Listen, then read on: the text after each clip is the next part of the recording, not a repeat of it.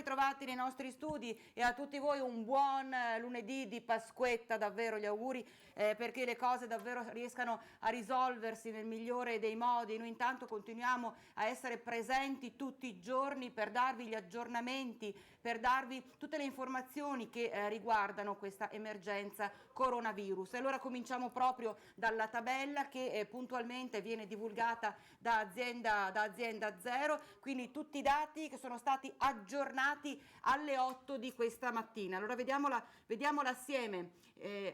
Si vedono subito questi più 81 casi positivi per un totale di 14.251. Nello specifico casi attualmente positivi sono 10.766. 882 sono le persone decedute in strutture ospedaliere ed extra ospedaliere, mentre i negativizzati sono 2.603. Soggetti in isolamento domiciliare, questo è il dato che è relativo all'eventi di ieri del 12 aprile, sono 17.902. Andiamo a vedere adesso invece la situazione per quanto riguarda pazienti in area non critica, pazienti in terapia intensiva. Più 6 persone che sono ricoverate in area non critica per un totale di 1.427, invece continuano a scendere le persone della terapia intensiva, quindi aumenta il numero di persone che escono dalla terapia intensiva, questo -1, un dato positivo, 245 attualmente le persone, dicevamo, in terapia intensiva, 1721 sono le persone dimesse dal 21 febbraio ad oggi, da quando quindi è cominciata questa emergenza. Nella notte dalle 5 di ieri pomeriggio alle 8 di questa mattina sono invece decedute purtroppo altre 10 persone per un totale di 779. Di conseguenza torniamo a questo più 81, sono i nuovi casi che si sono registrati nella notte nei vari ospedali della nostra regione per un totale di 14.251 casi positivi. Quindi abbiamo visto tutti gli aggiornamenti che puntualmente vengono divulgati da azienda zero. E intanto proprio oggi, in questo lunedì di Pasquetta, dovrebbero arrivare le nuove ordinanze della Regione Veneto, ma facciamo un po' il punto, il riassunto assieme proprio al prossimo servizio.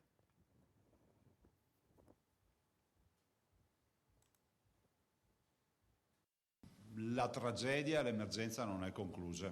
Io domani firmerò un'ordinanza che stiamo scrivendo, abbiamo fatto anche stamattina dei ragionamenti sull'ordinanza, abbiamo ancora dei punti da chiarire di natura giuridica. Puntuale anche il giorno di Pasqua era al timone della sua nave, il Veneto, con una nuova finestra aperta con i cittadini dalla sede della Protezione Civile.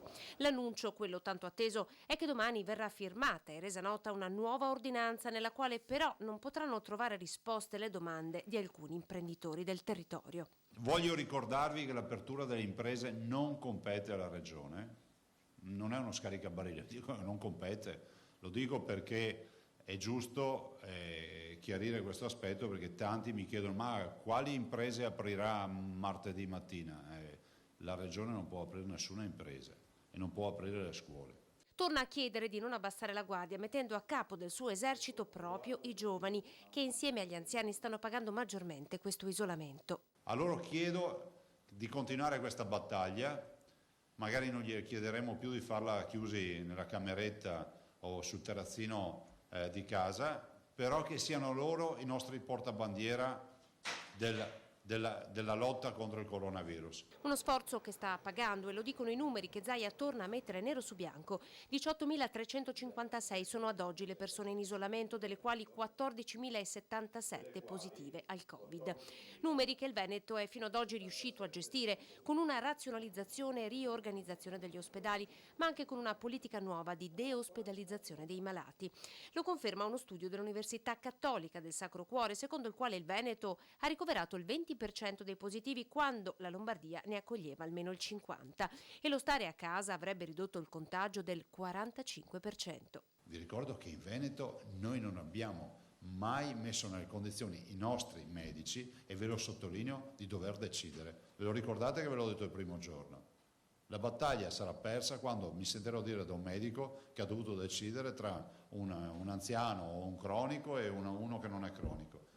Noi i respiratori in una maniera o nell'altra li abbiamo recuperati. Ieri un giornalista si è meravigliato e mi ha detto: ma com'è possibile? Noi siamo andati anche a comprarceli in Svizzera i respiratori, svegliamo il nostro segreto. Conclude Zaia anticipando probabilmente il contenuto dell'ordinanza di domani, che l'obiettivo ora è quello di definire protocolli di sicurezza per poter riaprire le aziende. Riaprire sì, ma come e in quali condizioni? Guardate, quando tu vedi che l'1,30% dei medici in ospedale è contagiato, vuol dire che il sistema di protezione ha funzionato. È semplice, no? E siamo sul 3, mi sembra il 60 nelle malattie infettive, che vuol dire proprio il Vietnam del virus, dove abbiamo avuto gente veramente al fronte. Quindi questo vuol dire che il dispositivo non è inutile, come qualche scienziato diceva che non lo devono portare solo i sintomatici. Lo dovremmo portare tutti, abituarci a portarlo. Quindi oggi alle 12.30 nella conferenza stampa che quotidianamente il governatore Zaia tiene alla sede regionale della Protezione Civile verranno date tutte le direttive per questa nuova ordinanza veneta. Ed è ancora il governatore Zaia che ha voluto elogiare il lavoro svolto dal gruppo Media Nord-Est, primo gruppo a livello nazionale per quanto riguarda gli ascolti, quindi il nostro gruppo è riuscito davvero a raggiungere livelli altissimi, portando puntualmente nelle vostre case tutti gli aggiornamenti, le informazioni in questo difficile periodo di coronavirus, ma non solo. Allora sentiamo proprio il governatore Zaia. Il gruppo Media Nord-Est è primo in Italia tra le TV locali, raggiungendo il record di ascolti a livello nazionale, e un plauso è arrivato anche dal presidente della regione Veneto, Luca Zaia. Beh, guardi, glielo dico con un sorriso, sono veramente felice e le spiego anche perché. Perché noi siamo una comunità che chiede l'autonomia. L'autonomia è data da un popolo e se un popolo si riconosce il punto tale che fa diventare la televisione del Veneto la prima televisione italiana, vuol dire che il successo c'è. E dall'altro faccio i miei complimenti all'editore, all'ingegnere Iannakopoulos e al dottore Filippo Iannakopoulos per quello che hanno fatto, perché io non posso non ricordare, come tutti i veneti, che sono partiti da un appartamentino, e pensare che oggi la prima televisione in Italia tra le private è la nostra televisione Antena 3 in Veneto, Antena 3 Rete Veneta, insomma il network che conosciamo, ci fa ben sperare, e spero che questo sia anche un merito che debba essere condiviso e un successo con tutti i veneti, perché poi ho visto i numeri che mi avete comunicato, i numeri sono numeri elevatissimi, e quindi vuol dire che abbiamo una televisione che ha fatto informazione, che ha fatto informazione civica, protezione civile, e questo penso che sia un premio meritatissimo, perché poi l'investimento di fare le dirette durante le tragedie, e voi siete sempre stati presenti con Vaia, con la partita dell'alluvione, io posso solo ricordare questo. Se un giorno qualcuno mi chiedesse di parlare di voi, penserei proprio a questo, al fatto che quando c'è un problema in Veneto voi ci siete. All'ospedale di Schiavonia, lo ricordiamo, Covid Hospital per quanto riguarda l'ULSS Euganea, si lavora e si continua a lavorare come in tutti i nosocomi, d'altro canto anche in queste giornate di festa. Oggi, giorno di Pasqua, siamo venuti col direttore sanitario, la dottoressa Benini, qua in ospedale di Schiavonia per dire grazie a chi anche oggi non fa festa, perché è impegnato in questa struttura a curare, a prestare assistenza ai pazienti col coronavirus. E lo facciamo anche in ringraziamento davanti ai disegni che tutti i bambini di una scuola elementare ci hanno recapitato, che con il loro modo innocente, molto intuitivo, molto diretto, hanno voluto manifestare il loro ringraziamento a tutti quanti. Mauro, guarda che barba che te è caro. Non vuoi salire per piedi da parte. Ciao. Ciao. Mi vedi tu? Come stai? Abbastanza bene? Sì. È che si è mangiato bene oggi. Sai? Ciao Katia. Ciao. Ciao, come stai? Bene, bene. Ciao. Io sono qua. Ha detto che mi manda caro la settimana che viene, sì, penso. E voi? Tutti soli? Io ho detto che ti manda a casa. La mamma è a casa sola? Sì, a casa. Sola, sola. Non possiamo, non si può andare là, papà. Ho capito. Fatti gli auguri. Ho capito. ti faccio gli auguri a tutti, buona Pasqua. Auguroni a tutti! Flavio! Fammi vedere Flavio! Fermi! Sì, vi vedo tutti, ciao, buon pranzo! Tutto bene? Sanificare la bocca! Sì! Fa cagare che roba lì! Oggi ho mangiato i gnocchi! Ringrazio gli infermieri qua, la dottoressa mi ha dato posso parlare assieme con te e la mamma. Ringrazio tanto da parte nostra! Va bene Claudia, ciao. Allora, in questo giorno di Pasqua siamo qui a Schiavonia, ma per noi è il simbolo del lavoro che stanno facendo tutti i nostri collaboratori, medici e infermieri anche negli altri ospedali. Quindi tanti auguri, un ringraziamento e la speranza che possiamo tutti insieme superare questo momento di difficoltà, anche di solitudine, per avere poi un futuro dove sicuramente saremo cambiati. Tanti auguri e grazie. Le capre, Pasqua. Ciao. Un gran lavoro davvero che stanno facendo medici, infermieri, operatori sanitari in primissima linea in questo momento così difficile. Allora proprio a loro va un ringraziamento da parte di tutti davvero, perché sono le prime persone che sono sempre a diretto contatto con i malati, con chi è stato contagiato da Covid-19. Davvero un gran lavoro che stanno facendo loro, come le stanno facendo gran lavoro che stanno facendo anche le forze dell'ordine, che sono impegnate quotidianamente nei controlli per cercare di trovare di sanzionare anche tutte le persone che non capiscono l'importanza di rispettare queste direttive, di restare a casa assolutamente. Cosa fanno? Vanno in giro come se niente fosse, o come è successo per esempio al Lido nella zona del Veneziano, vanno in spiaggia, vanno al mare, vanno a correre come se nulla fosse. Allora i nostri Sandro Ponchio e Filippo Fois sono stati proprio al mare, in spiaggia, per registrare un po' la situazione. Vediamo. Jesolo è una città fantasma. La temuta invasione di persone stanche di una quarantena che si protrae da più di un mese non c'è stata. Le principali direttrici che portano ad uno dei centri balneari più famosi d'Italia sono anzi più deserte nella domenica di Pasqua che nelle giornate precedenti. Anche le strade di Jesolo sono vuote, le saracinesche abbassate.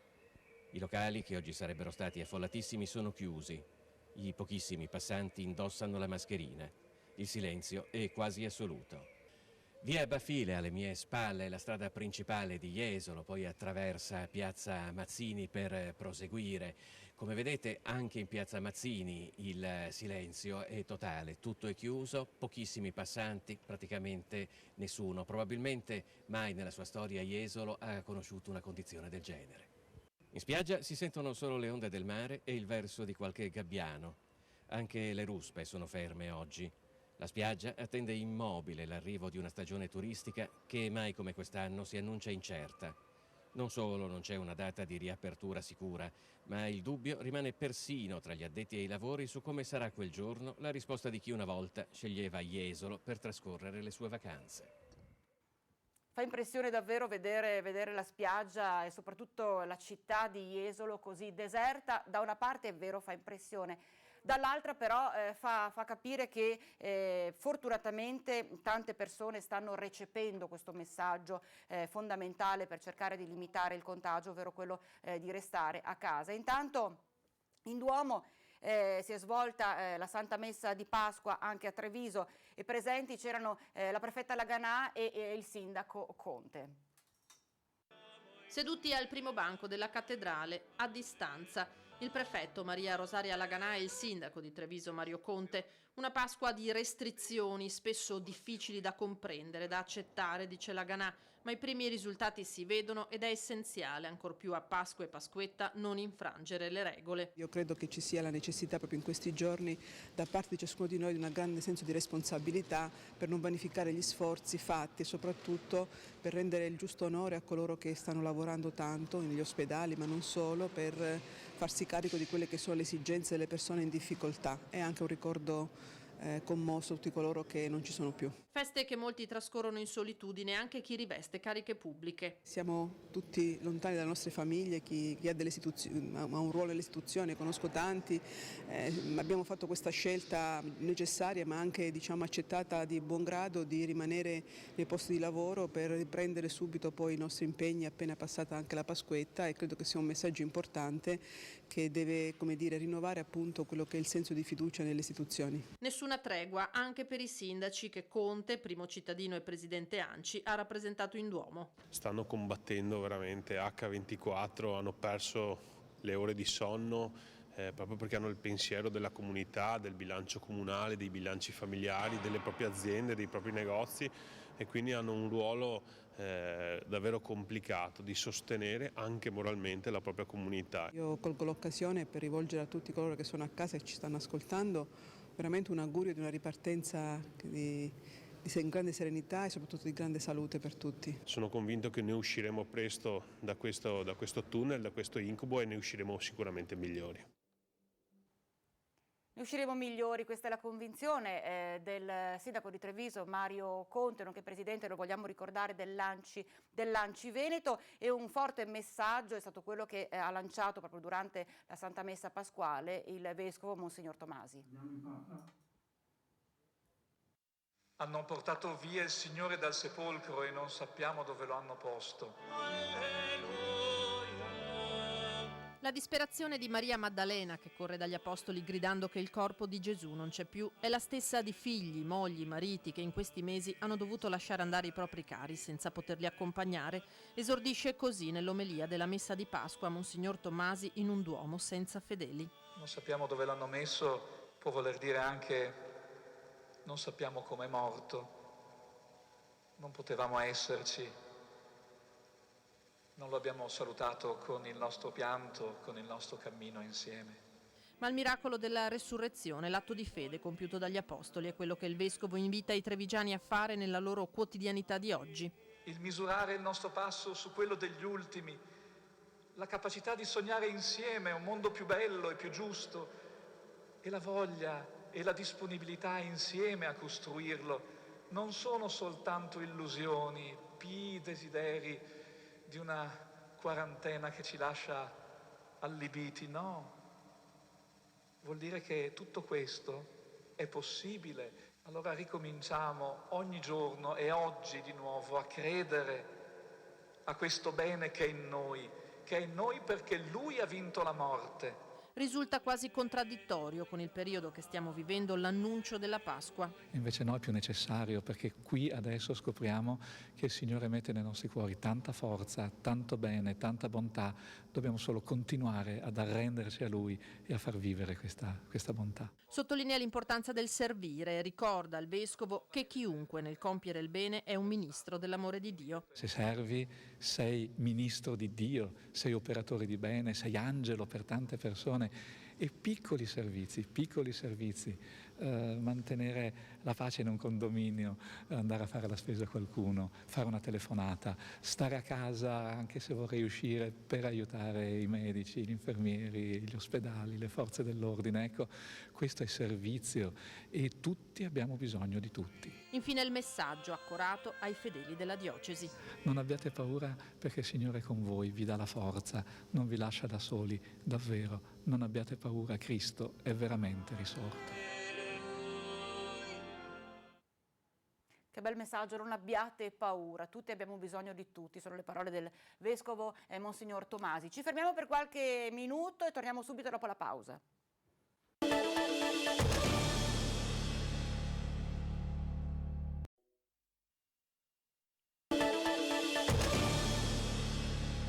Eccoci in diretta Focus TG, abbiamo in collegamento Skype il collega Ferdinando Garavello, lo state vedendo che si trova proprio sul Ponte Vecchio di Bassano.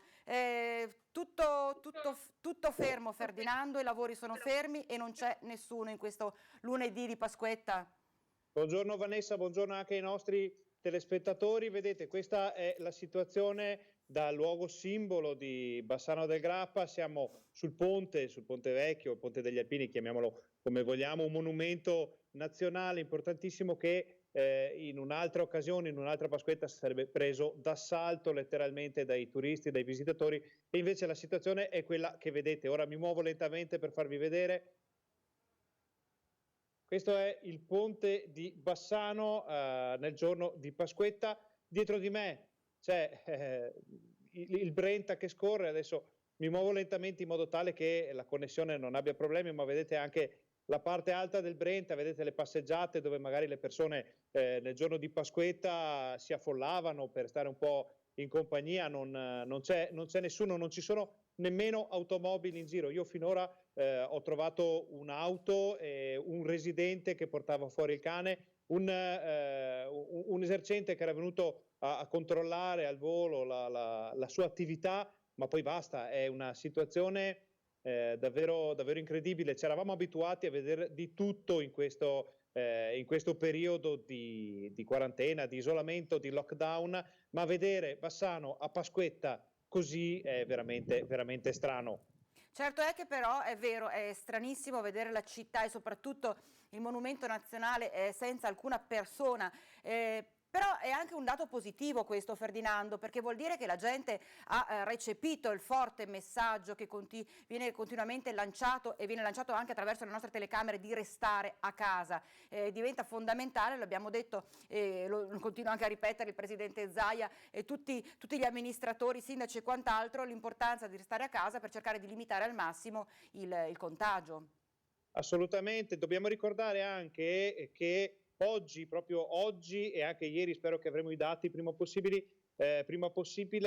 ci sono fortissimi controlli da parte delle forze dell'ordine, quindi chi esce senza un motivo ben preciso esce a proprio rischio e pericolo, perché i carabinieri, ci sono addirittura i droni in volo, ci sono tantissime situazioni di controllo del territorio, e se dobbiamo vedere cosa sta succedendo qui, possiamo dire che stanno funzionando anche i messaggi che noi da Rete Veneta mandiamo continuamente per chiedere, per raccomandare alle persone c'è un signore che passa in bicicletta, lo vedete qui di corsa, qualcuno si trova sempre in giro. È passato, Sì, è passato. Siamo certi che abbia tutte le autorizzazioni del caso. Io faccio due passi qui per farvi vedere. Siamo sotto i ponteggi dove di solito si lavora, perché ricordiamo ai nostri telespettatori che il ponte di Bassano è sottoposto a una delicata operazione di restauro che lo riporterà allo splendore di una volta, quindi insomma qualcuno c'è in giro, soprattutto ciclisti che tornano a casa. Ci ha fatto un saluto il ciclista che è passato, quindi diciamo che dal punto di vista turistico sicuramente Bassano è ferma, è bloccata. Da un punto di vista della vita quotidiana di chi abita qui, ovvio che qualche spostamento si debba e si possa fare naturalmente per quello che è consentito, però possiamo dire che il lockdown funziona, non si vedono persone, non si sono viste colonne. Poi sentiremo anche i sindaci dell'altopiano che ci racconteranno come sta andando su da loro, quindi diciamo che per il momento va tutto bene e speriamo che continui così. Vi restituisco la linea. Grazie a Ferdinando Garavello per averci mostrato questa fotografia di Bassano, nello specifico del ponte di Bassano. Abbiamo visto che c'erano questi due ciclisti che sono passati, ma senz'altro, come ha detto Ferdinando, saranno due persone che hanno tutte le motivazioni valide per poter transitare sul ponte, anche se in bicicletta sul ponte adesso non mi ricordo se si possa passare,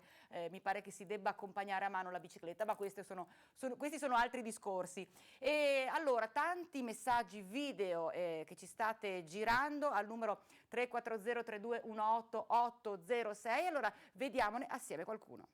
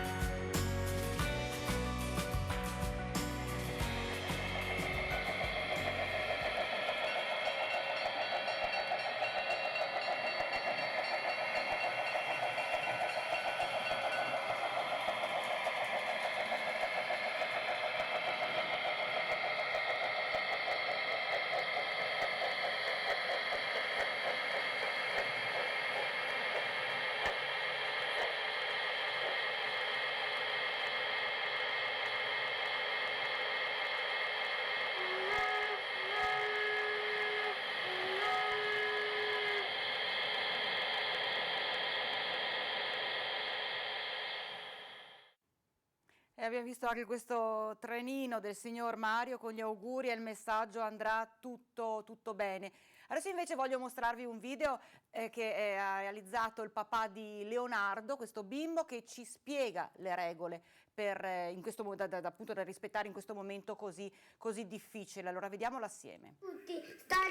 Ti rispiego del coronavirus, adesso è rosso perché c'è il coronavirus e dopo c'è verde, si può andare a casa degli altri. Guarda, vi faccio vedere le regole, queste sono le regole da inseguire e dopo non si mascherina quando si va in giro, si va a casa degli altri, non si tocca a naso, bocca, occhi e non si avvicina agli altri, che non si può neanche stare a casa degli altri, pranzare lontani da tutti.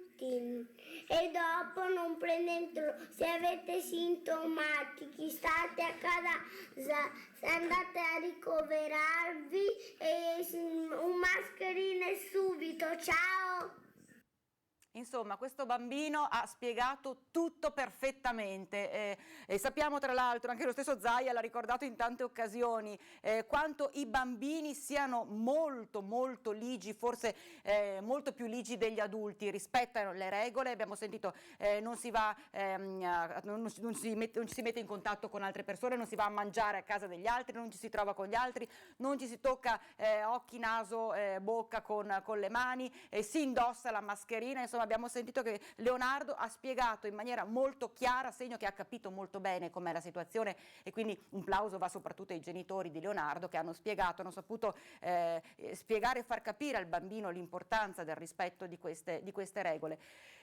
Si stanno preparando nella sede regionale della Protezione Civile, stanno preparando, vedete, tutto l'allestimento, i microfoni e quant'altro in attesa dell'arrivo, ormai mancheranno davvero pochi minuti, molto meno di un quarto d'ora dell'arrivo del governatore Zaia e degli assessori Lanzarin e Bottacin. Intanto per quanto riguarda le varie messe che si sono tenute, addirittura per essere sempre più vicini a tutti i fedeli, a Treviso si è aggiunto anche il linguaggio dei segni per essere davvero vicini anche alle persone che non riescono ad ascoltare, quindi vediamo.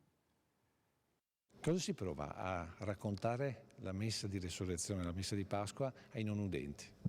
Beh, sicuramente è stato un grande onore essere presente oggi e in tutto questo periodo che si avvicinava a questo grande evento e per questo ringrazio il nostro Vescovo Michele e tutta la diocesi che ha dato questo segnale di vicinanza a tutte le persone che utilizzano questa lingua. I telespettatori si sono ormai abituati a vederla nel riquadro in basso a destra, durante le dirette delle celebrazioni trasmesse dal Duomo di Treviso. Lei è Cristina Spataro, interprete della lingua italiana dei segni, chiamata dalla diocesi di Treviso a tradurre la liturgia religiosa in questo periodo di chiusura forzata delle chiese, perché attraverso le telecamere la parola del Signore possa arrivare a tutti, anche ai non udenti. C'è la comunità delle persone sorde e in più ci sono tante altre persone con altre disabilità che utilizzano questa lingua e che sicuramente saranno contenti di questo servizio. Prima sotto le volte anguste della cripta, poi nella maestosità del Duomo. Nel giorno di Pasqua per lei un ringraziamento speciale direttamente dalle parole e dai segni del Vescovo Michele Tomasi. Cristina Spataro, che è l'interprete LIS, che ha permesso questa comunicazione in tutti questi giorni con i nostri amici sordi che ci seguono dalla televisione e sono in comunione con noi tutti. E per un attimo provo a rubarle il mestiere. Cari amici sordi, auguro a tutti voi buona Pasqua. Assolutamente ha dimostrato grande sensibilità. Ha imparato grazie all'assistente spirituale dei sordi del Veneto, Don Paolo Cecchetto, che gli ha insegnato, ha dato ripetizioni private e ha chiesto solo conferma a me. Questo è un grande esempio davvero di umanità e sensibilità del Vescovo di Treviso, Monsignor Tomasi. Sensibilità come quella che stanno dimostrando tantissime persone, come questo cittadino che ha voluto donare 4.000 colombe ai residenti di Quinto. Vediamo. Una sorpresa dolce ed inaspettata sulla tavola di Pasqua dei cittadini di Quinto di Treviso. Una colomba donata a tutte le 4.070 famiglie del comune da un benefattore che ha chiesto di rimanere anonimo e si è rivolto all'amministrazione comunale affinché questo regalo giungesse ai destinatari senza che venissero fornite altre indicazioni. Vuole rimanere anonimo perché il gesto di questa grande famiglia, devo sottolinearlo, non lo fa per un ritorno di pubblicità, lo fa proprio perché lo sente, e questo mi riempie il cuore da sindaco, perché vuol dire che la gente ama il proprio territorio e ama i propri compaesani. Un gesto di generosità gradito ed inaspettato per il comune che con l'ausilio della protezione civile e di volontari ha consegnato le colombe pasquali a tutte le famiglie. Inaspettato perché quando l'azienda mi ha contattato mi ha riempito il cuore, e soprattutto ho avuto un ritorno dai volontari quando hanno fatto la consegna di tutte le famiglie quintine che sono rimaste piacevolmente colpite del dono, appunto, non solo per la colomba ma anche per il significato di pace che porta in questo particolare periodo pasquale, ma un po' grigio, ahimè, a causa del coronavirus. Comprensibile che in paese tutti si chiedano chi sia l'anonimo benefattore del giorno di Pasqua. Lo capiranno da soli, perché dietro a questa azienda c'è veramente una grande famiglia, delle persone meravigliose, piene di cuore, io le ho definite così, per cui faranno presto a capire chi sono.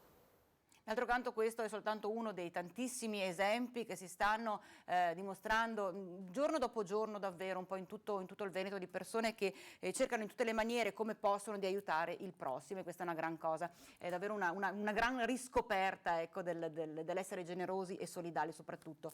Qualche minuto di pausa, rientriamo subito dopo.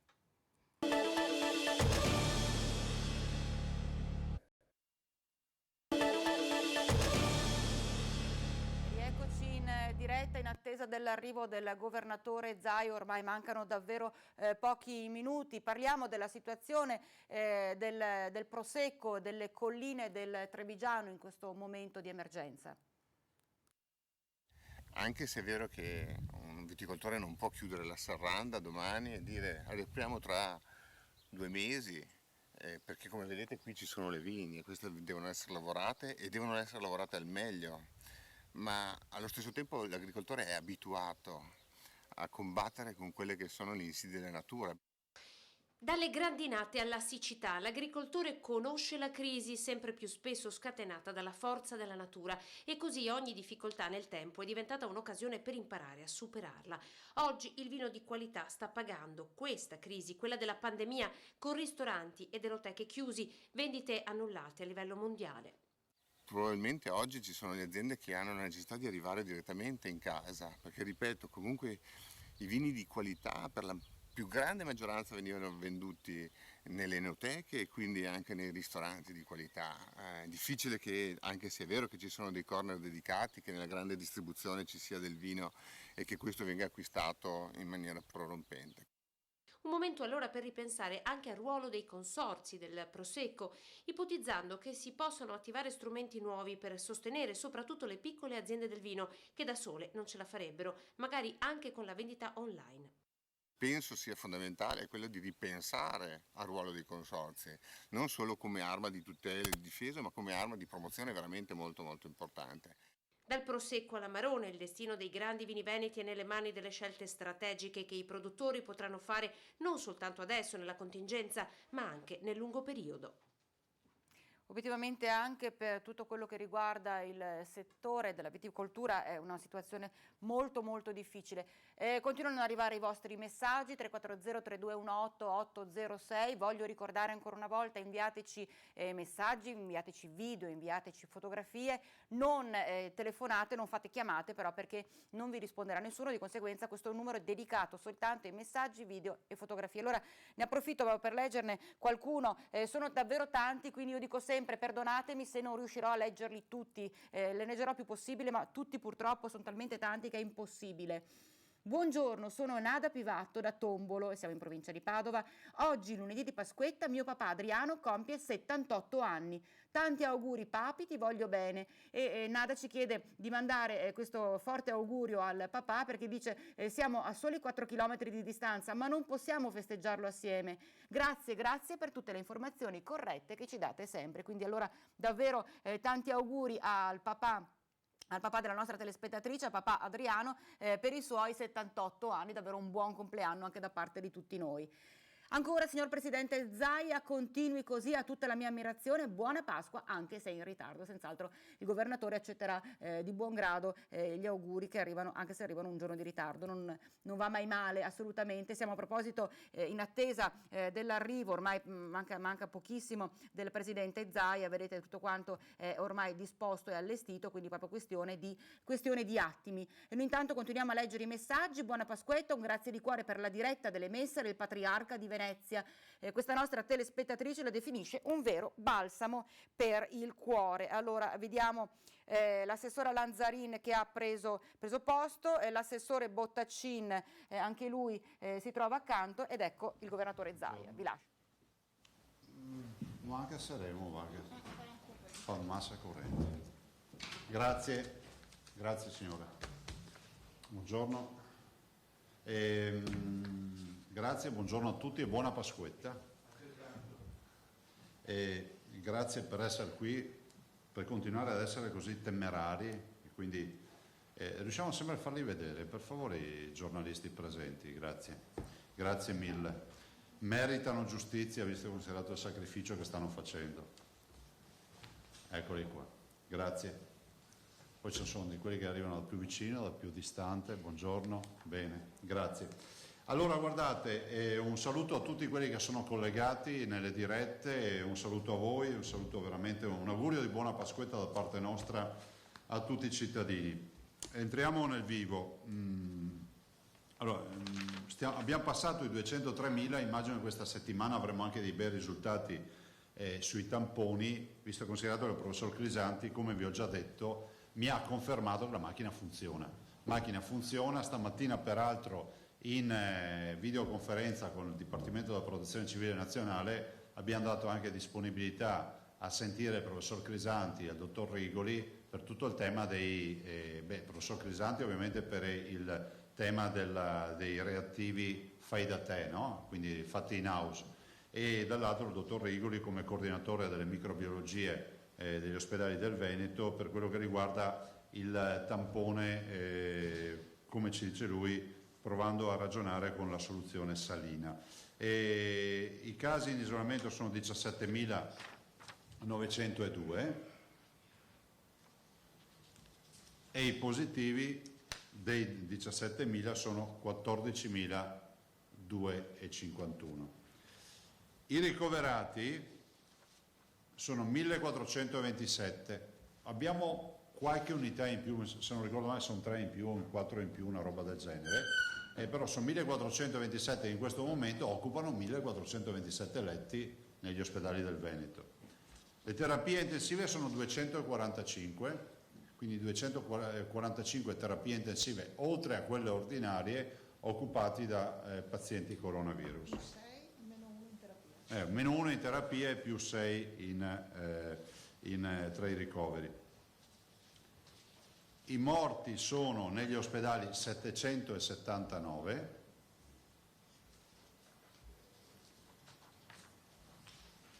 i dimessi sono 1721, siamo al 9° giorno o 10° giorno dove i dimessi superano i ricoverati, i nati 70.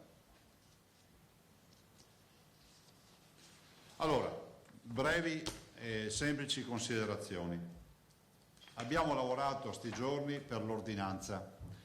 Questa mattina assieme agli assessori Lanzarin e Bottacin abbiamo disposto, abbiamo limato, no? Vi dico sempre, faccio l'esempio di Michelangelo, diciamo, ma come hai fatto a fare la Pietà così bella? Lui ha detto: ho tolto tutto il marmo in più. Abbiamo tentato di togliere tutto il marmo in più, cercando di fare una cosa equilibrata e che sia rispettosa anche di quello che è il primo obiettivo, che è quello della salute dei cittadini.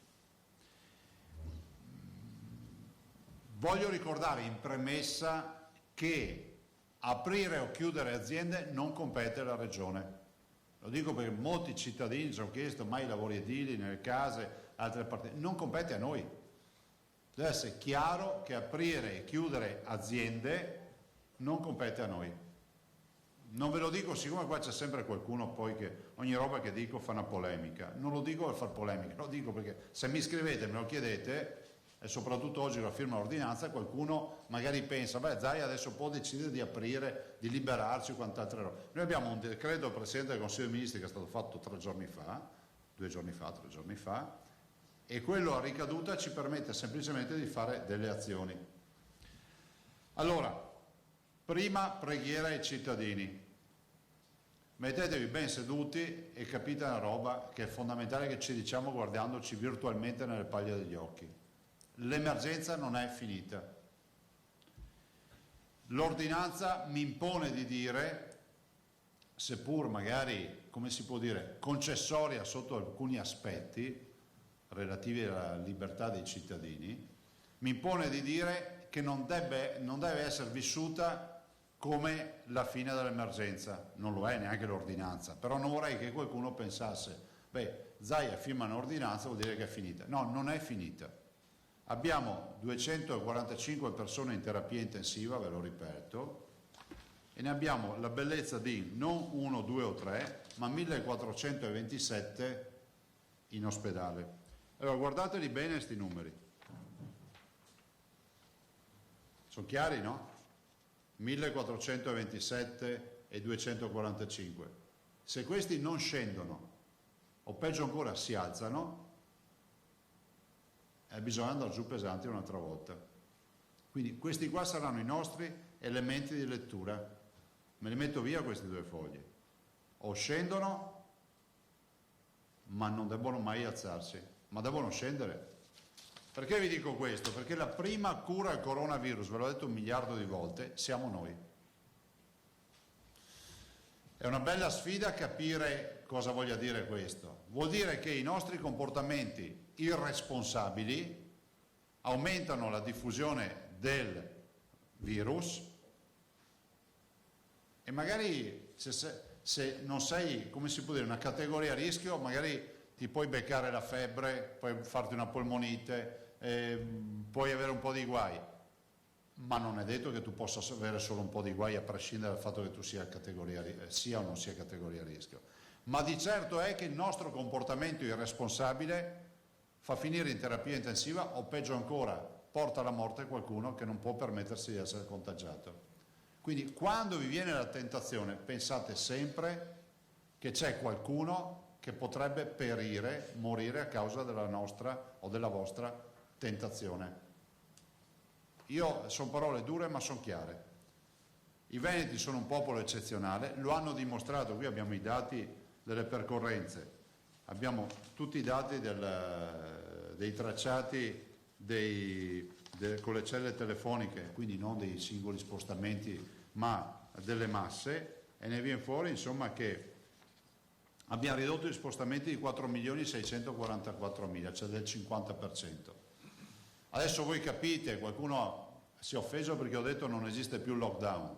Scusa, oggi fuori c'è il sole, no? È inutile che mi dite che piove, c'è il sole. E il lockdown non esiste. Lockdown vuol dire chiusura totale, a voi risulta che sia tutto chiuso, a me no. Domani mattina sappiamo che troveremo più auto in autostrada, domani sapremo che troveremo più persone che usciranno di casa per andare a lavorare rispetto a quelle che c'erano prima del decreto, e questo per dire che dobbiamo ragionare, abbiamo tentato di farlo con l'ordinanza, pensando a un lockdown ridotto, perché tale è, a un mezzo lockdown, chiamatelo come volete, a un lockdown soft, ecco, usiamo questi termini così ci capiamo, che però deve mettere in sicurezza anche chi comunque ha spostamenti importanti. Allora qual è l'ordinanza? E dopo vi faccio vedere anche un video, non si offendano le altre televisioni se faccio vedere un video del TG1, ma ce l'avrei anche originale giapponese tradotto in inglese, però siccome poi lo vedranno anche da casa, magari fate questo sacrificio di farlo vedere nei vostri servizi. Sono confermate e comunque adottate le seguenti misure. A. È disposta la chiusura degli esercizi commerciali. Allora, ve la faccio breve senza leggervela. Si chiudono i supermercati come sempre la domenica e ovviamente i giorni festivi, quindi il 25 aprile e il 1 maggio. B. È confermata l'attività dei mercati. Cosa vuol dire? Mercati a cielo aperto che ora avranno non solo l'alimentare, sto parlando di frutta, verdura, salumi e formaggi, ma avranno ovviamente pesce, carni, ma ovviamente immagino avranno anche la possibilità di vendere l'abbigliamento per i bimbi. Immagino che se c'è uno che ha un banco specializzato per abbigliamento per i bimbi, l'attività di vendita ai bimbi è un'attività ritenuta essenziale. Sono confermate tutte le misure: perimetrazione dei mercati, un accesso e un'uscita, quindi due varchi, uno per l'accesso e uno per l'uscita dall'area perimetrata, la vigilanza ai varchi e l'ingresso e lo stazionamento contingentato, quindi stabilire come nei supermercati che si fa la coda fuori, ovviamente a distanza di 2 metri abbiamo inserito, alla luce poi del video che vi farò vedere, e ovviamente per l'accesso ci vuole mascherina o qualsiasi altro metodo idoneo per coprire naso e bocca e guanti. Scontato che mascherina e guanti li debbano avere gli operatori. Negli spostamenti all'esterno della propria, punto C, della propria proprietà privata, cioè da casa propria, devono essere utilizzati mascherine e ogni altro dispositivo idoneo per la copertura di naso e bocca, nonché di guanti o gel o altra soluzione igienizzante, cioè uno va fuori di casa, deve portarsi la mascherina e disinfettarsi le mani. Fatte salve le disposizioni specifiche del trasporto pubblico, perché noi nel trasporto pubblico lo prevediamo già. D. Le uscite di casa devono essere esclusivamente individuali, salvo l'accompagnamento determinato da esigenze di necessità e di tutela della salute, quale nel caso di accompagnamento di disabili o minori di 14 anni deve essere rispettato in ogni caso il distanziamento sociale. Cioè esci di casa, devi andare a uscire di casa, devi uscire da solo per andare a fare la spesa, non con la macchina piena, e se hai dei bimbi piccoli te li puoi portare perché se a casa non c'è nessuno che te li tiene, ma se rappresenti una coppia ci sarà un genitore che resta a casa con i bimbi e l'altro genitore che va a fare la spesa. E è vietata l'uscita di chi presenta temperatura corporea superiore ai 37 gradi e mezzo. Detta in soldoni, se ti ferma la polizia e ti misura la febbre e sei febbriciante, è un reato. Nei giorni del 25 e del 1 maggio, ho voluto mettere il 25 aprile e il 1 maggio del 2020, il picnic, barbecue e tutte le storie che si fanno in quei giorni, all'aperto, è autorizzato solo nella proprietà privata e limitatamente al nucleo familiare residente nella stessa proprietà. Tradotte in soldoni, non avventuratevi per favore ad organizzare barbecue, grigliate, per tradurla giustamente nel termine giusto, grigliate, feste o quant'altro, perché sono illegali e sono un grande elemento di diffusione del virus. Abbiamo voluto mettere questo punto definito per il 1 maggio e il 25 aprile perché ci stanno scrivendo un sacco di cittadini, soprattutto nell'ultima settimana, chiedendo se possono organizzare, se possono fare. Quindi la grigliata si fa a casa, si fa nel terrazzino, si fa nel giardino, la fate dove uno ha la sua abitazione se può farlo, e lo fa solo per il proprio nucleo familiare. Vuol dire, tradotto per chi ci sta ascoltando, non invitare gli amici, non invitare i vicini di Pianerottolo, non invitare i residenti nel condominio, non invitare i genitori, i fratelli, sorelle, tutte le storie che sapete, morosi, morose. Si fa col nucleo familiare. Perché? Perché il nucleo familiare è un unicum dal punto di vista epidemiologico. O ce l'hanno tutti o non ce l'ha nessuno. giusto? In linea di principio. Evitiamo di fare in modo che ce l'hanno tutti o non ce l'hanno nessuno, anche portando qualcuno da fuori. G. È ammesso lo spostamento di ogni mezzo per l'assistenza al parto da parte del genitore.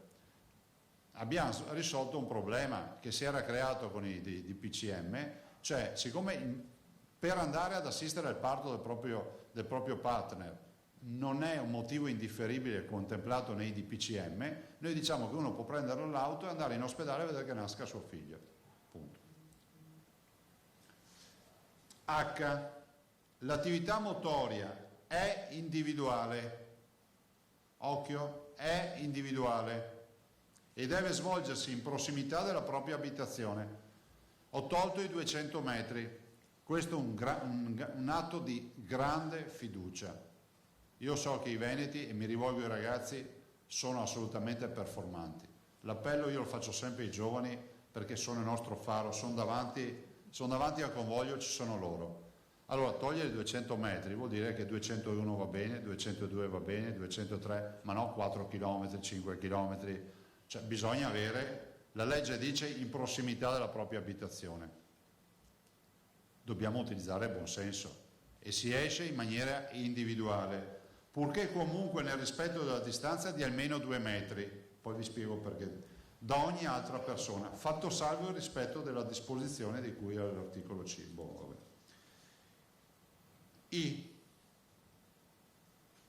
I distributori automatici sono ammessi solo all'interno degli uffici e delle attività regolarmente ammesse. Per l'acqua potabile, le case dell'acqua per capirci, latte sfuso, generi di monopolio, prodotti farmaceutici e parafarmaceutici. Quindi tutto il resto dei distributori che sono in giro, che magari possono creare capannello di gente che dice se troviamo il distributore, così ci facciamo un caffè intanto 2 chiacchiere, no. J. Gli esercizi commerciali di apparecchi elettronici e telefonici, di elettrodomestici, ferramenta, illuminazione e fotografia sono chiusi la domenica e tutti gli altri giorni festivi. K. Questo è destinato alle imprese.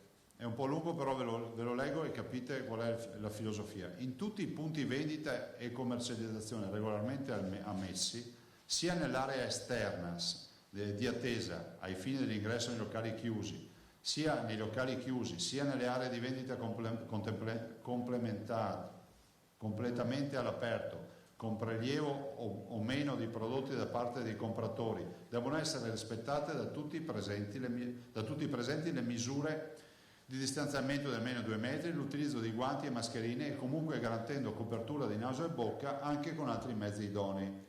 Forniti in mancanza di disponibilità da parte del compratore, dal venditore, di mantenimento.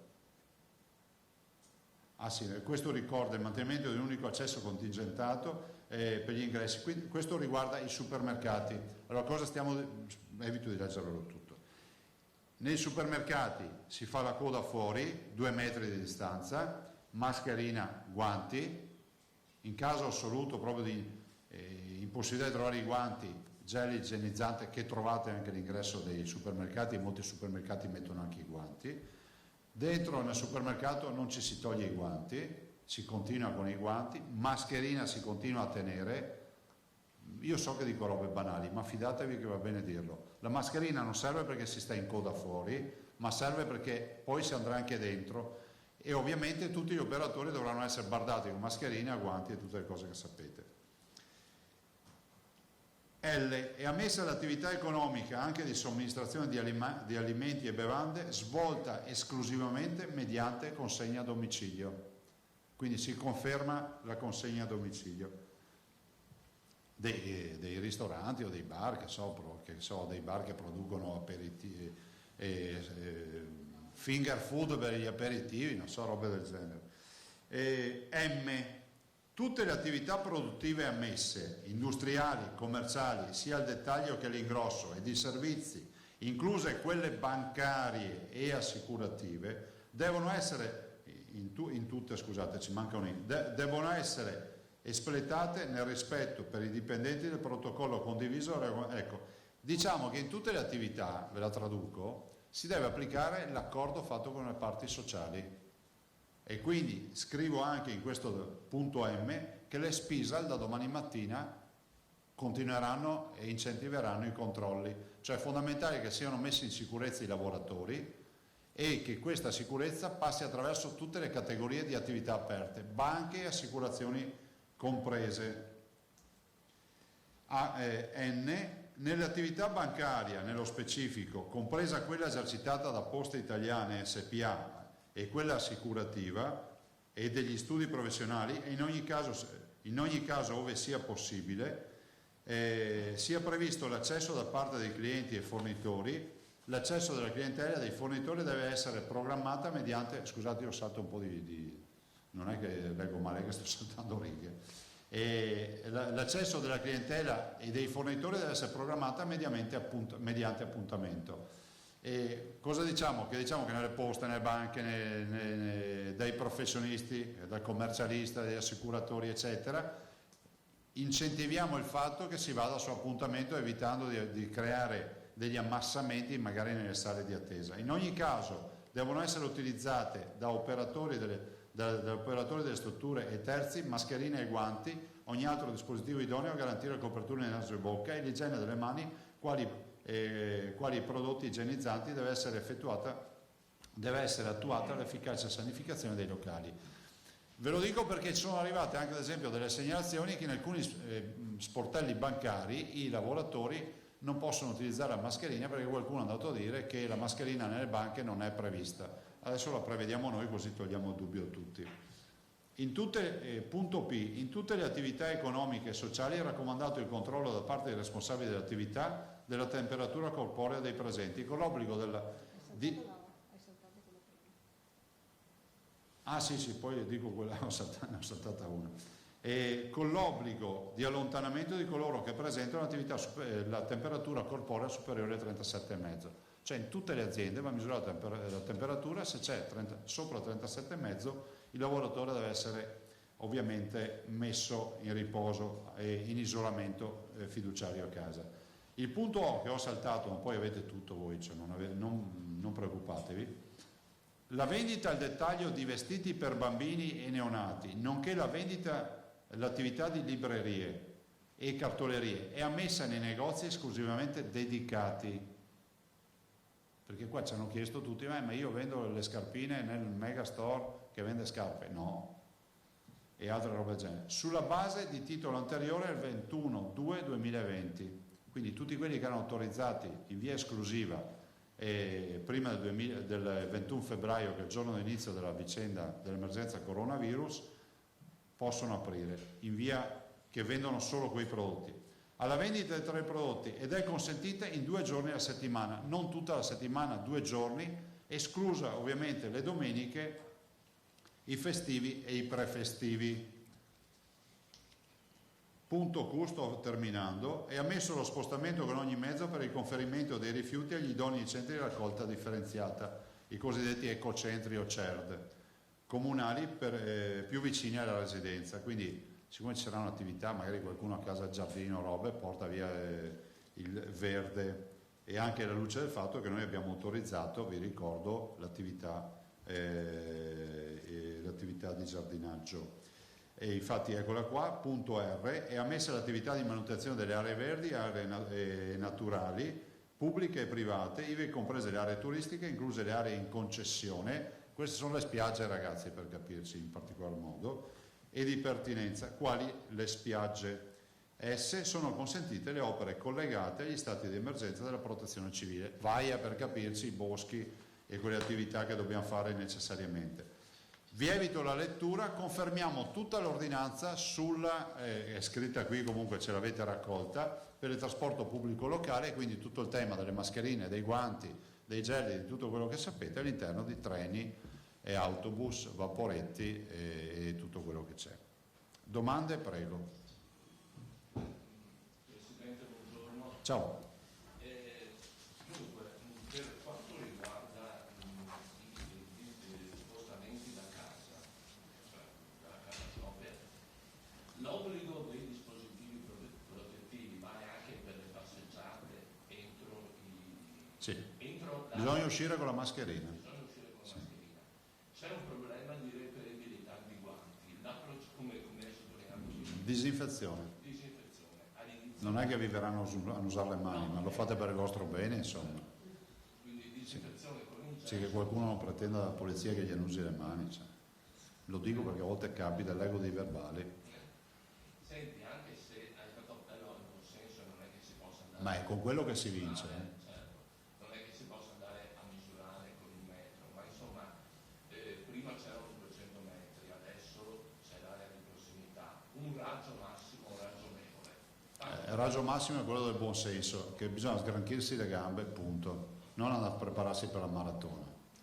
Questo è poco ma sicuro. Guardate, evitiamo di riempire i passeggi, evitiamo di andare a farci tutti i percorsi naturalistici della propria zona. Questo non è nelle prossimità della propria abitazione. Prossimità vuol dire che uno si fa una passeggiata, ma deve farla in sicurezza, da solo, a meno che non abbia, che sia un familiare non autosufficiente da portare fuori, un disabile, un minore, e punto. Capisco le difficoltà, le capisco benissimo. Abbiamo anche un po' il cuore in pace perché l'assessore Bottacin con i suoi ha fatto distribuire 10 milioni di mascherine, provvederemo ancora, spero che si possano trovare sempre di più, del resto nelle farmacie si trovano, però è pur vero che se riusciamo anche a entrare nei banchi dei supermercati, alla fine i veneti si compreranno il pacchetto di mascherine da tenere a casa, ragazzi, questa roba qui non è che dura un giorno, Quindi bisognerà che ci abituiamo un po', finirà come sono finite tutte le tragedie, perché dopo la pioggia viene sempre il sereno, però bisogna capire che la mascherina diventerà un accessorio, per un periodo diventerà un accessorio. Ci abbiamo pensato molto al tema delle mascherine, però il senso di responsabilità ci ha portato a dire sì, e adesso vi faccio capire perché. Bisogna spegnere luci qui? Un altro dettaglio, posso chiedere? Sì, prego. Quando entra in vigore l'ordinanza e fino a Alle 24 di oggi. Fino al 3. Scusa, mi ero dimenticato. Vi faccio adesso, mi sposto, ve lo dico solo, vi do spegniamo anche le luci, vi do solo una breve spiegazione. Mi perdonino. Prego? È già tradotto e tradotto il video. Ah sì, non è sottotitolato. E volevo dire solo una cosa prima di far mandare il video. Mi perdoneranno tutte le televisioni perché è un video della RAI e quindi per correttezza ve lo dico.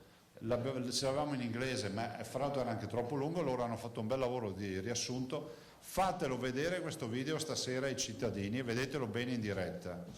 Magari vi diamo anche, insomma, fate sto sacrificio, fatelo vedere. C'è comunque anche su internet, ma è tutto in inglese e quindi va tradotto. Gli studi sul virus e sulla sua permanenza nell'aria, la scienza cerca di dare risposte. Intanto la TV giapponese ha condotto un esperimento su colpi di tosse e starnuti. La corrispondente Giovanna Botteri. La televisione giapponese ha condotto uno studio con i ricercatori dell'Università di Tokyo, utilizzando telecamere ad alta sensibilità e raggi laser. L'esperimento comincia con uno starnuto. Possiamo vedere ad occhio nudo le goccioline più grosse cadere immediatamente a terra, ma solo attraverso la camera vediamo anche le microparticelle grandi 1/1000 di millimetro. Sono più chiare e più leggere. Il problema è che anche una normale conversazione genera una grande quantità di microparticelle semplicemente parlando a voce un po' più alta.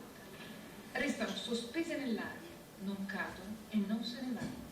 Il professor Takeda spiega che ancora non si conosce la quantità necessaria al coronavirus per passare da uomo a uomo, ma è probabile che molti contagi siano venuti così. Il rischio sale negli spazi chiusi senza reazione. Il laboratorio simula una stanza con 10 persone. Basta un colpo di tosse per emettere 100.000 particelle. Quelle grosse, le blu e le verdi, cadono a terra, ma le altre restano nell'aria per almeno altri 20 minuti, a meno che qualcuno non apra la finestra per farla andare via. Basta usare le mascherine ed arieggiare ogni ora gli ambienti e il rischio di contagio, conclude Takeda, si abbassa.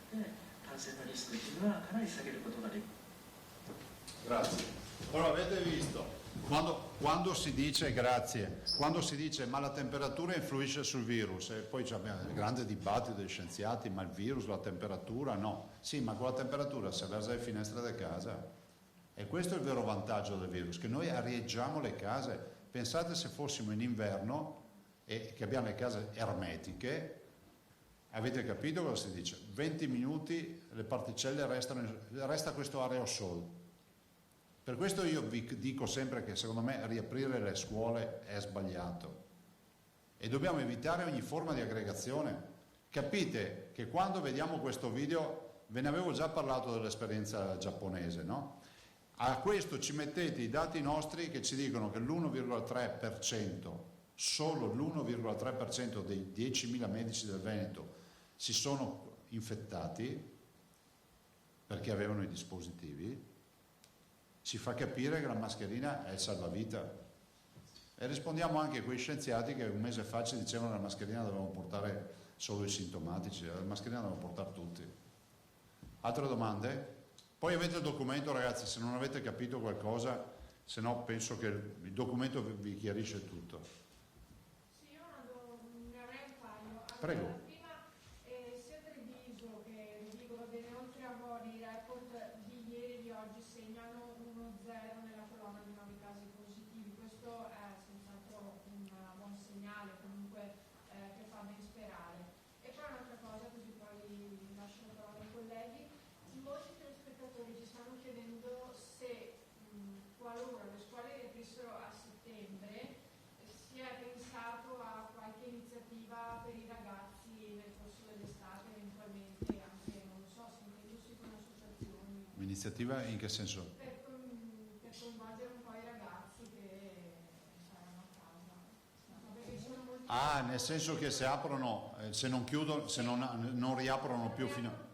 E queste sono attività che competono all'ufficio scolastico regionale, che non sono attività della regione. Vi ricordo che uno dei grandi dibattiti sull'autonomia era proprio la scuola e dicevano che sbagliavamo a chiedere le competenze. Non voglio neanche entrare in questo merito e dico semplicemente che ci vogliono delle attività di sostegno. Vedo molte scuole, devo complimentarmi con i tanti docenti che ci sono, parlo di scuole pubbliche, che fanno un sacco di attività. Sono ragazzi che mi dicono stanno anche 6-7 ore a fare attività. E qualcuno anche che va a invocare la riapertura delle scuole perché non ce la fa più, perché è più controllato di prima. E beh, se ci pensate, hai una telecamera puntata in faccia, in un'aula tu non hai la telecamera puntata in faccia, quindi il docente ti vede nella griglia e ti vede se ti distrai, se fai qualcosa. Quindi per quanto riguarda i dati, invito tutti a non prendere dati positivi come un trend positivo. Il più grande errore che possiamo fare è abbassare la guardia. Non siamo nelle condizioni di abbassare la guardia. Guarda, ci diamo appuntamento fra una settimana, 10 giorni e rivediamo questi due dati, capiremo se ha funzionato oppure no. Li mettiamo via, li lasciamo a qualcuno. Beh, vi ricordate i dati di oggi, avete la data, è 13 aprile e quindi sì, sono dati incoraggianti, ma come si dice, una rondine non fa in primavera. Scusi, le posso una cosa, un dubbio che mi è venuto, qualora le varie cooperative o diverse associazioni organizzassero i classici centri estivi. Bisognerà vedere, Ilaria, in che momento li organizzano e capire in quel momento quali saranno le direttive della comunità scientifica, perché sì, ma dal punto di vista sanitario è fondamentale capire, perché se ne viene fuori che comunque per tutta l'estate bisogna evitare di fare concerti, fare partite, attività diciamo dove si prevede grossa aggregazione, mi sa che i centri estivi saltano. Questo quindi potrebbe riguardare anche determinate zone balneari, spiagge eccetera? No, guardate, noi speriamo che si possa ripartire e io sono tra quelli che pensano e sperano di farlo anche velocemente. Però tutto non prescinde dal fatto che dobbiamo avere indicazioni di natura scientifica. La nostra responsabilità di noi tre e della Regione è quella di non mettere a repentaglio la salute dei cittadini. Quando uno si chiede ma perché fanno ste robe? Non è che ci divertiamo qua a Pasquetta a fare ste robe o a Pasqua, perché abbiamo la responsabilità che ci viene data dalla legge di pensare per il bene di tutti. Poi magari sbagliamo anche noi, però è meglio sbagliare e salvarne uno in più che far bene e poi magari trovarsi con altri guai. Prego. Proprio su questo, Presidente, la sensazione è che siete stati costretti a una rincorsa, nel senso vi siete trovati con quello che lei ha definito il giorno scorso un mezzo lockdown e a questo punto avete dovuto interpretare i dati in una certa maniera per arrivare a questo tipo di soluzione che sembra quasi una soluzione di difesa. Assolutamente sì. Ecco, quanta è la preoccupazione vostra che ci sia un ritorno di fiamma dopo questo? Da 0 a 10, 8. Sì, assolutamente. Perché le misure, come tu hai ben letto, che ci sono qui all'interno, sono tutte a tutela di chi si troverà fuori. Penso ai lavoratori, ad esempio, al loro trasporto, a tutto quello che significa mettere in sicurezza il loro trasporto, gli spostamenti, l'azienda. Quindi la mascherina è la condizione sine qua non per vivere. Prego. Buongiorno Presidente, la mia domanda è un po' simile a quella del collega Zennaro. Lei ci ha sempre spiegato che il virus è ancora presente nella nostra comunità. I dati li vediamo, abbiamo visto anche le immagini poc'anzi dei colleghi della RAI. Quello che le chiedo è perché, almeno questa è la mia sensazione, stia pian pianino lasciando un po' la presa, nel senso teme che il sacrificio che stiamo facendo un po' tutti stia diventando sempre più insopportabile e quindi ci sia un possibile basta rispetto delle regole, basta presidi e quindi si apra autonomamente. Ma guarda, io penso che i cittadini non siano degli sprovveduti e lo hanno dimostrato con alto senso di civiltà, perché noi non abbiamo riempito le tangenziali con colonne di auto, non abbiamo fatto le scampagnate a prescindere, poi c'è sempre, come si può dire, l'irresponsabile, per questo è il titolo di chi non rispetta le regole. Allora, se invochiamo tanto il senso civico, il senso di comunità, del fatto che Einaudi pensava alle prossime generazioni invece non alle prossime elezioni, ci siamo riempiti la bocca di tutte queste frasi qua, se volete ve ne faccio una lista. Adesso è il momento di dimostrare che siamo persone per bene. Punto. C'è altro da aggiungere. Se non si rispettano le regole vuol dire che abbiamo sbagliato tutto quello che si è detto fino ad ora. Io vedo i veneti irresponsabili. Allora, se uno dovesse fare un'analisi di questa ordinanza dice, bene, si tolgono i 200 metri e c'è un minimo di valvola di sfogo. Però mettiamo, come si può dire, una protezione in più, perché questo lockdown ormai non c'è più e dobbiamo prendere atto che la nostra strategia deve modificarsi. Per capirci, se avessimo avuto il lockdown, oggi non staremmo qui a discutere di mascherine. È inevitabile, però è anche vero che il momento è tale per cui bisogna anche vedere il tema della mascherina come un tema di prepararsi a quello che sarà la fine del lockdown. Quindi questa è una fase di limbo fondamentale. Se volete stiamo iniziando nella fase 2, no? Una fase 2 che è un mezzo lockdown dove cominciano a essere molto più presenti e pesanti i dispositivi di protezione. Altro?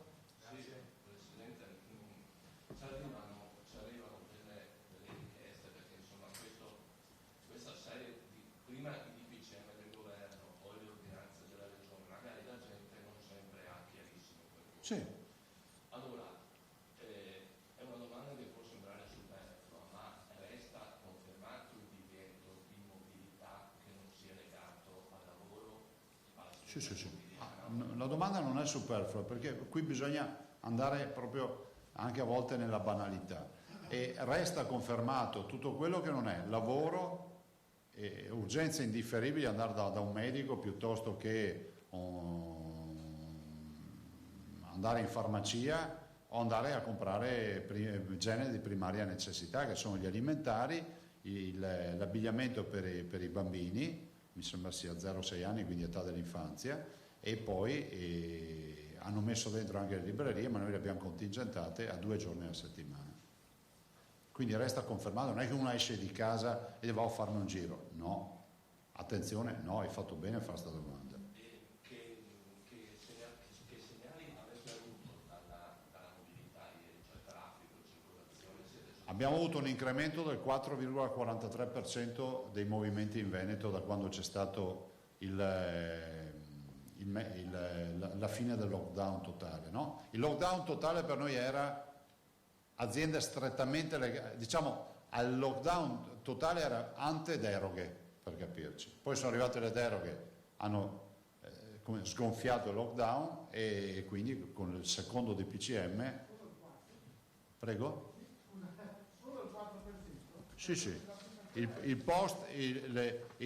post, cioè diciamo l'effetto deroghe, oggi Cuba, fermo qua, no, ti ho detto male, 6,85%. Beh, considerate che abbiamo una settimana anche strana, c'è una settimana pasquale, da domani vedremo come gira.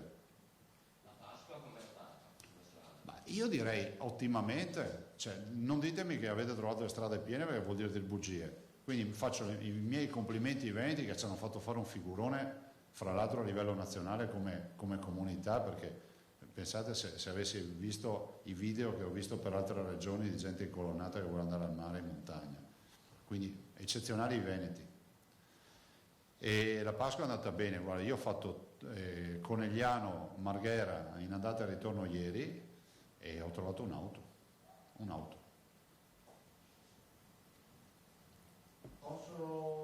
No, c'era la Francesca Carollo, poi c'era lei, prego.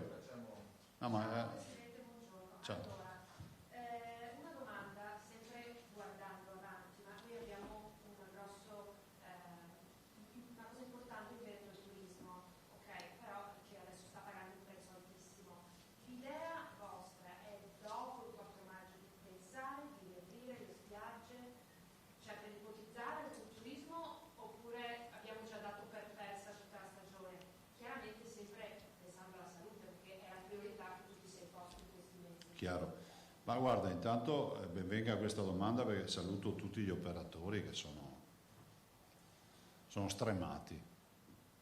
E il turismo, lo dico a chi magari non sa, è la prima industria in Veneto. Cuba 18 miliardi di fatturato. Stiamo parlando di 18 miliardi che sono ossigeno per la nostra comunità.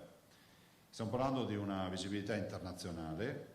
Io spero che ci siano quanto prima le condizioni sanitarie per ripartire e spero che si possa assolutamente pensare che questa stagione non sia persa, perché persa la stagione vuol dire veramente che ci va male.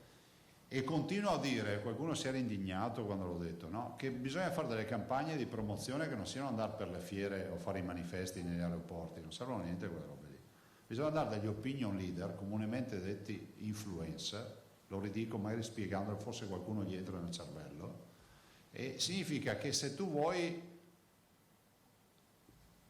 informare gli statunitensi, i cittadini degli Stati Uniti, che sei disponibile a fargli fare una bella esperienza turistica nelle spiagge del Veneto piuttosto che nei circuiti termali o nelle Dolomiti o al largo o quello che è, magari se lo fai dire a Oprah Winfrey che quest'anno verrà in vacanza in una delle nostre località, probabilmente tutti gli Stati Uniti dicono cosa sta succedendo.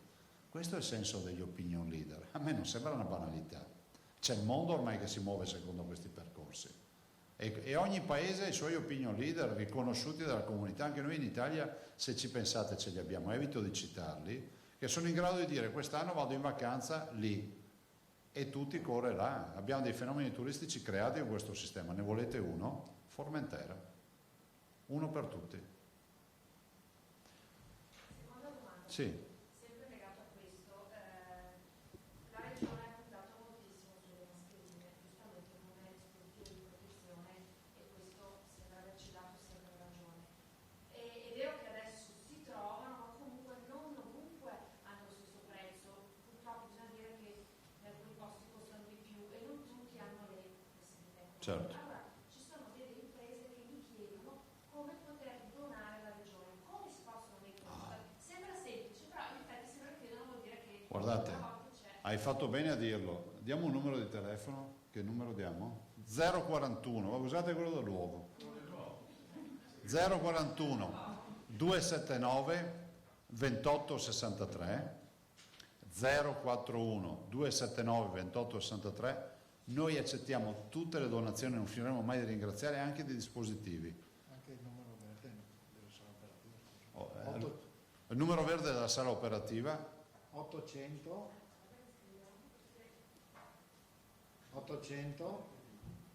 Sì, 800 99 0009. Ecco, quindi ben venga per le donazioni, assolutamente sì, e grazie anzi.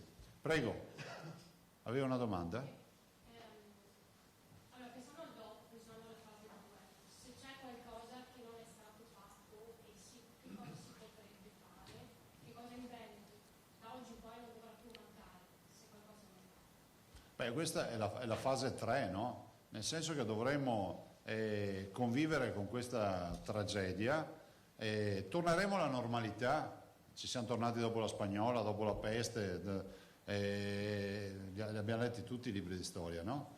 E torneremo ancora alla normalità, però dovrà passare del tempo per raggiungere l'immunità di gregge da un lato, nel senso che dovremmo avere, diciamo, questo virus che lo vedremo come il virus dell'influenza, no? Un giorno sarà ricordato come il virus dell'influenza stagionale, perché è un coronavirus fra l'altro, quindi è un virus influenzale sotto questo punto di vista, che però fa più guai dei suoi fratelli, perché nel salto di specie, anche qua mi hanno detto che non dovevo mai dire dei pipistrelli e altre robe, vabbè, cioè, è scritto sui libri, è scritto sulle riviste scientifiche che è un virus del pipistrello che è passato per il pagolino e poi è finito all'uomo. Quindi nel salto di specie noi siamo impreparati a reagire, no? Non abbiamo... Quindi mascherine e distanziamento sociale saranno delle prerogative fondamentali. Noi ce l'abbiamo già noi il gruppo di lavoro, sì, stiamo lavorando a questo. Voi avete avuto contatti con questo nuovo gruppo che ha formato Conte, che dovrebbe pensare alla fase 2? No, noi mandiamo del materiale che abbiamo prodotto noi, no? Ma questo gruppo penso che sia rappresentato dal Comitato Scientifico Nazionale alla fin fine, no? Brusaferro. No, zero. No. Scusate colleghi, ho i giornali che pregono. Sì, che poi chiudiamo. È Pasquetta oggi, ragazzi, no? Dove andare a casa? Se facciamo un altro giro, ora cominciamo dalla collega Ranzana del Gazzettino, ho la mascherina, se no si sente niente. L'attività motoria contempla anche la corsa e servono anche mascherine anche per correre? Ma sì, sai, non è praticabile. Qualcuno dice ma la respirazione è affannosa quando corri. Diciamo che purtroppo in questa fase dobbiamo prevederla per tutti. Considerate che oggi l'attività motoria va un po' gestita secondo il buon senso. Alda, che fra l'altro è una maratoneta, è una podista, e capirà che sì, uno si fa la corsetta, però sempre vicino a casa, sempre con le massime attenzioni. Uno dice ma perché non mettermi la mascherina? Perché finisce che se tu vai a farti una passeggiata o qualcosa, prima o poi incroci qualcuno. Speriamo che non si incroci mai nessuno, però se lo incroci, avete visto il video, no? E sono previste sanzioni sempre con destinazione del Sì, c'è scritto tutto, sì. Quante abbiamo raccolto? No, non so più pallida idea. Terza domanda e conclusiva, resta preclusa la vendita di piantine da orto nei mercati? Nei mercati sì. Sì, non è prevista neanche dal DPCM. Bene, abbiamo il collega... Però si comprano presso i vivai, si comprano perché non abbiamo più chiuso i garden, perché abbiamo messo tutti i dispositivi anche lì, gel, guanti e quant'altro, si comprano nei consorzi, nei supermercati, quindi la catena di distribuzione c'è. Il collega Basso fa domande di tipo scientifico. L'esame Covid ematico come sta procedendo? Sta procedendo che stanno facendo prelievi e analisi. Questo è il laboratorio del professor Plebani e del professor Lippi, quindi Padova e Verona. Può essere fatto anche da privati in autonomia con l'ausilio di personale qualificato? No, ma siamo in una fase sperimentale, ben venga questa domanda, perché il tema è, uno dice ma se dà la patente di immunità, un'impresa va lì, si fa fare i prelievi a tutti i lavoratori e dice li patentano, ma non siamo ancora in questa fase. Oltre ai farmaci funzionano anche le terapie extracorporee per il blocco delle infiammazioni? Cosa sono le terapie extracorporee? L'ozono forse? Terapie extracorporee, sì, forse l'ozono. E l'ultimo è dal Massimo, alla Giacomuzzo. Novità appunto per come si può aiutare le imprese venete a trovare le mascherine e i guanti da comprare, visto che le misure sempre di più del Ma guardate, c'è una produzione locale che ormai, ieri sono venuti a trovarci degli imprenditori che ne fanno, quante ne fanno? Milioni, ci penso. Milioni no. Beh, insomma, hanno una grossa azienda che ha un migliaio di dipendenti, ha una linea produttiva 20.000 giorni. 20-30.000, insomma quello che è. Ce ne sono già tanti che producono, per cui basta togliere l'impiccio di sta ordinanza che blocca, che ancora qualche guaio crea e via. Dal NAS, domani quali cantieri di opere pubbliche potranno riprendere? Solo quelli dell'emergenza tipo Baia o altri per quanto? Non sono mai stati chiusi i cantieri. Delle opere pubbliche? Mai stati chiusi. È che ad esempio Pedemontana hanno deciso di chiudere autonomamente, ma non sono mai stati chiusi. Sono le ultime domande che avevo. Boh, altro ragazzi? Un paio di dettagli, Mi viene dubbio, che non essere stato chiaro. No, il discorso dei garden e dei vivari sono stati riaperti al pubblico. Il negozio di vendita presso il vivaio è agibile, quindi è aperto, con tutte le regole, guanti, mascherina, eccetera. E l'altro aspetto che invece è meno un dettaglio, più forse una questione di sostanza, si ha l'impressione che insomma, le regioni, pur con esigenze diverse, la Lombardia non è nella situazione Certo. di Veneto, ad esempio. Sì, non confrontatele mai No, le diverse certo, realtà. certo, non sono, però insomma la conferenza delle regioni, soprattutto le regioni più colpite, quelle del nord, condividessero un approccio diverso. Ma no, guarda, no, io dico, il governo ha fatto il provvedimento, noi abbiamo dato l'ok al provvedimento, l'intesa. Considera che abbiamo inoltrato una serie di richieste che non sono state colte, non ne facciamo tragedia, cerchiamo di fare in modo che poi la ricaduta, anche qui c'è qualcuno che si straccia le vesti, no, bisogna portare tutto a livello nazionale, rendiamoci conto che il nostro paese è il paese dei campanili, c'è delle diversità che sono la grande forza di questo paese, cioè tu non puoi paragonare, come si può dire, la conformazione, la storia e il modo di ragionare dei Veneti con un'altra regione, è inevitabile che poi devi fare una roba su misura. Quando noi abbiamo dato 200 metri, i Veneti si sono messi tutti a misurare, no? Lo dico così simpaticamente. L'avessi dato da qualche altra parte 200 metri, cioè i Veneti hanno prodotto addirittura l'applicazione che ti avvisa quando passi i 200 metri. Non a caso hanno prodotto i Veneti. Dai, altro veloci? Prego.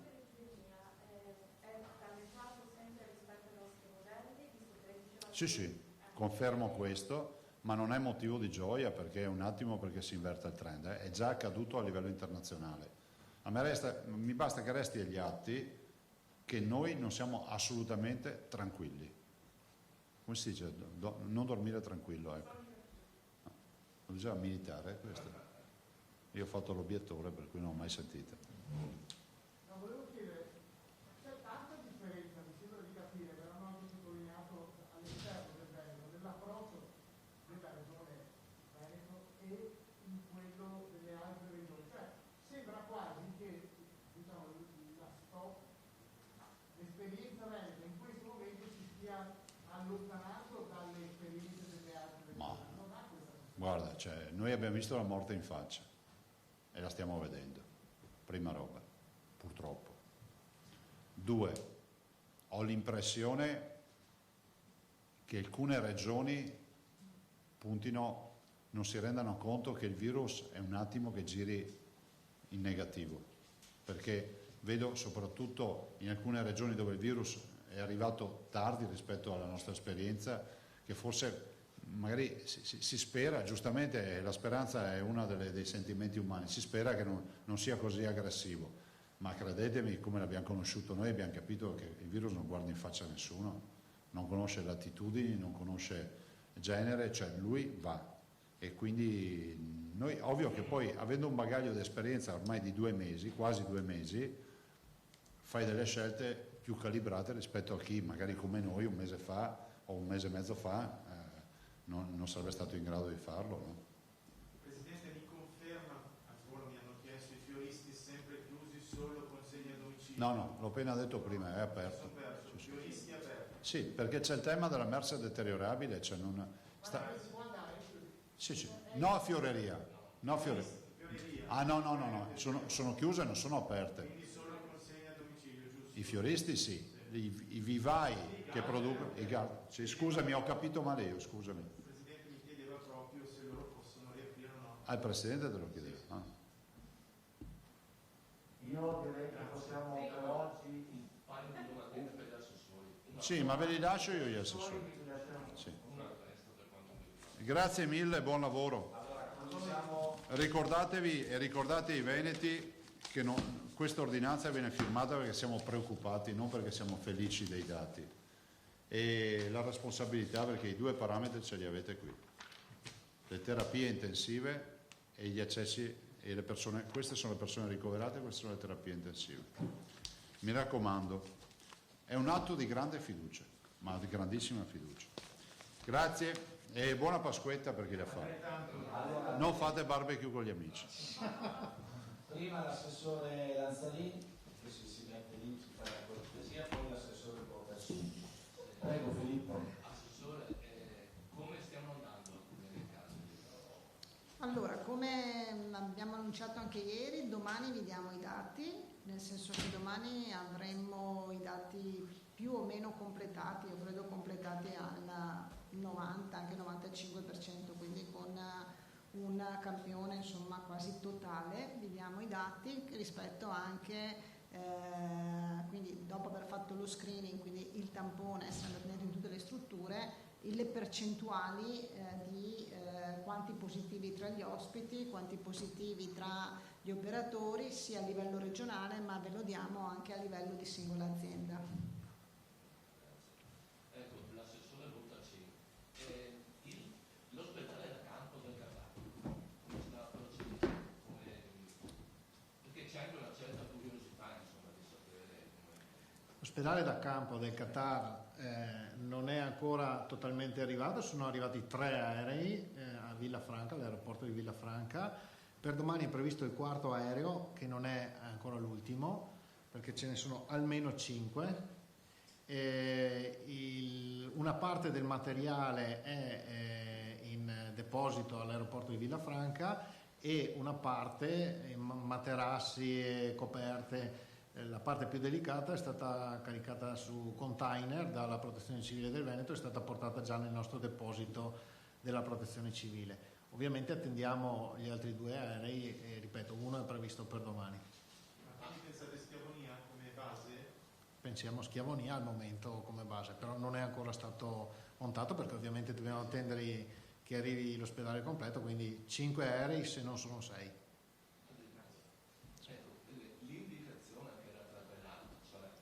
Lo montiamo per vedere come si fa, vista la dimensione di questa struttura, mi pare sono 22 ingegneri arrivati da Qatar per montarlo, vediamo come si smonta, poi lo smontiamo e lo portiamo in magazzino per le emergenze. Resta in piedi come...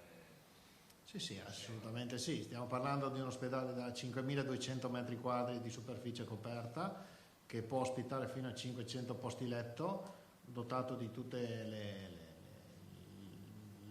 possibilità top che possono essere offerte in termini di cura sanitaria, quindi non è un ospedale da campo con la tenda ad aria, è una cosa più complessa e ovviamente una volta che è stato scelto il Veneto come destinatario di questo dono, di questo regalo che ci fa il Qatar, il Veneto ha il compito poi, il dovere anche morale di tenerlo sempre a disposizione, sia speriamo mai per un'eventuale necessità per il Veneto, che anche fuori dal Veneto e fuori dall'Italia. Se non ci sono altre domande, lei, Francesca.